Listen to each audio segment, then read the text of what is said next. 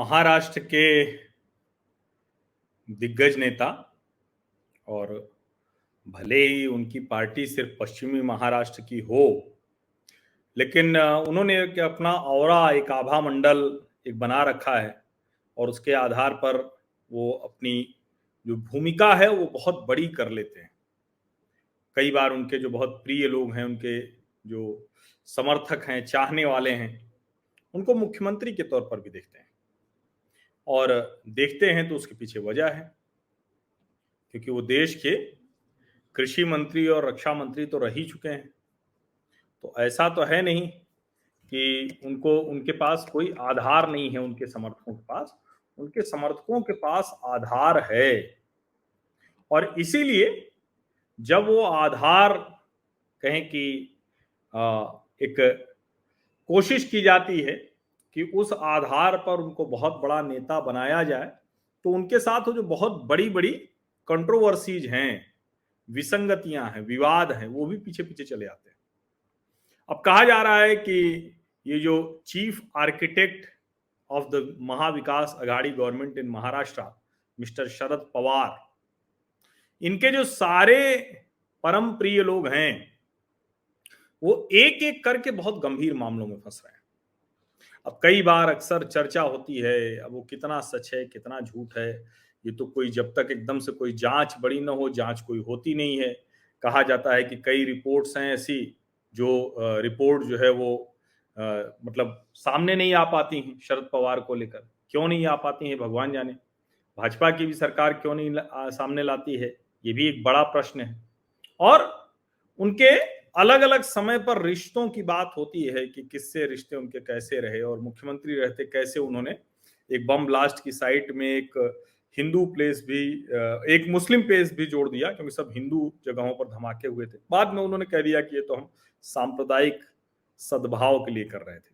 और आप जानते हैं कि सेकुलर वाला ये वाला कार्ड जो है ना, इतना स्ट्रांग है कि उसके आगे कुछ चलता नहीं।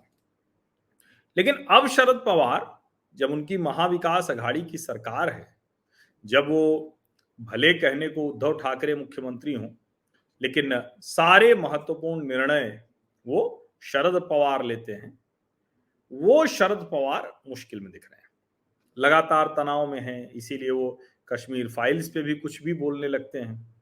वो एनसीपी की जो युवा शाखा है उससे बातचीत में कहने लगते हैं कि आपको तो पूरे देश में वो नहीं, एक ठीक ठीक वो बात बोलता हूं, जो उन्होंने कहा वही शब्द बोलता हूं, क्यों दूसरा शब्द नहीं बोलता हूं, क्योंकि तथ्यों का बड़ा मतलब होता है। उन्होंने कहा, मुझे गर्व है कि राष्ट्रवादी युवक कांग्रेस पूरे देश में सबको साथ लेकर चलने वाली विचारधारा का विस्तार कर रहा है। अब राष्ट्रवादी युवक कांग्रेस मतलब राष्ट्रवादी कांग्रेस पार्टी की युवा शाखा। तो मुझे बड़ा आश्चर्य हुआ, किसी को भी आश्चर्य होगा। तो मैंने ट्विटर पर ही उनसे सवाल पूछा कि पूरे देश, पवार साहब, इसके लिए एनसीपी को पहले पूरे महाराष्ट्र की पार्टी बनने का प्रयास करना होगा। जाहिर है वो बड़े नेता हैं, वो उनको हमारे ट्वीट का जवाब देने का समय कहाँ मिलेगा। लेकिन ये जरूर है कि ये बात अब लोगों को समझ में आने लगी। पहले जब मैं कहता था कि वो सिर्फ पश्चिमी महाराष्ट्र की पार्टी के नेता हैं, वो पूरे महाराष्ट्र की भी पार्टी के नेता नहीं हैं, तो लोग नहीं मानते थे। लेकिन अब लोग मानने लगे हैं। अब जो है बहुत कहते हैं ना कि उनको समझ में आने लगा कि भाई ये बात तो सही है। आप अगर एक तरह से देखें तो उनकी पार्टी कोई ऐसी पार्टी तो है नहीं, तो फिर क्यों उनको ऐसे माना जाता है। लेकिन फिर यहाँ कहा जाता है कि जो राजनीति में, जिसको हम कहते हैं ना कि किसकी सीटें कितनी मिली हैं, और उन सीटों के आधार पर जो संख्या बल होता है उससे तय हो जाती है ताकत। तो अब उस लिहाज से भी अगर देखें तो जो शरद पवार की पार्टी है उसकी सीटें हैं 54, जो उद्धव ठाकरे की पार्टी है उसकी सीटें हैं 56, और जो भारतीय जनता पार्टी है उसकी सीटें हैं 105, और जो कांग्रेस पार्टी है उसकी सीटें हैं 44। इस लिहाज से अगर देखें तो उद्धव ठाकरे की पार्टी से भी, शिवसेना से भी छोटी पार्टी है, तो उद्धव ठाकरे से छोटे नेता हैं, कांग्रेस से थोड़े बड़े नेता हैं, और देवेंद्र फडणवीस से तो बहुत ही छोटे नेता हैं। इसको आप समझिए, जो स्थिति है उसमें ये आंकड़ा आता है। फिर जब आप कहते हैं कि नहीं नहीं भाई आप ऐसे ऐसे कैसे कह रहे हैं, वहां तो अजीत पवार हैं, एनसीपी तो शरद पवार राष्ट्रीय नेता हैं, तो राष्ट्रीय नेता को देश में देखेंगे। तो फिर हम कहते हैं कि अच्छा चलो सांसदों की सूची गिनते हैं। तो मैंने देखना शुरू किया कि कहीं मिल जाए उनकी पार्टी का नाम।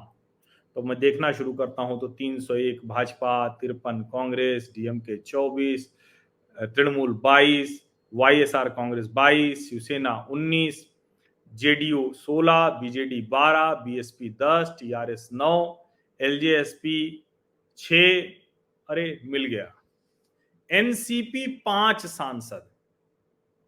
तो शरद पवार की जब राष्ट्रीय स्तर पर स्थिति हम देखते हैं तो उस लिहाज से अगर देखें तो बीएसपी और टीआरएस से करीब करीब आधा, बीजेडी से आधे से कम, जेडीयू से 1/3 से कम, शिवसेना से भी करीब करीब 1/4, वाईएसआर कांग्रेस से 1/4 से भी कम, तृणमूल कांग्रेस से भी यानी ममता जी के 1/4 हैं शरद पवार, और डीएमके से करीब करीब 1/5वां हिस्सा है डीएमके का, कांग्रेस का 10वां हिस्सा है। सोनिया जी के सामने शरद पवार की यह हैसियत है। और बीजेपी से 60, मतलब बीजेपी उनसे 60 गुना बड़ी है। अब ये सब मैं आपको क्यों बता रहा हूं, इससे आपको समझ में आएगा कि शरद पवार की क्यों तनाव में वो बहुत ज्यादा है। इसके बावजूद वो 10 साल तक कृषि मंत्री रहे, देश के रक्षा मंत्री रहे, उनकी खूब हवा पानी बनी रहती है। लेकिन आजकल हवा पानी लहराई हुई है। उनके प्रिय नवाब मलिक जेल में है, उनके प्रिय अनिल देशमुख जेल में है, उनका जो कहें कि जो इंस्पेक्टर था जो सरकार के लिए ढेर सारे काम करता था, बार से वसूली का मसला क्या क्या उसने खुद ही बताया, वो भी जेल में है।